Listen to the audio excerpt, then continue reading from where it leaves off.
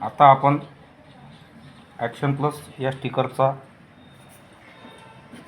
Quality आणि spreading quality आणि absorption quality याचा अभ्यास करणार. आता आपण याच्यातून थोडंसं स्टिकर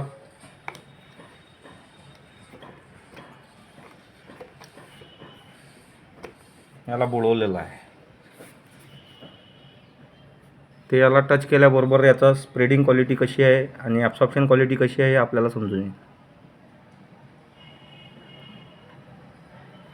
पूर्णपणे पानावर फैललेलं आहे आणि पूर्ण खालून जाळीच्या खालूनही पानाच्या आरपार हे निघालेलं आहे.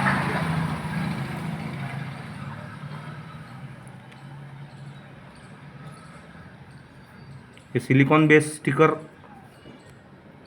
ॲक्शन प्लस न्यूट्राकेअर या कंपनीचं एकदम अप्रतिम असे रिझल्ट याचे आलेले आहे.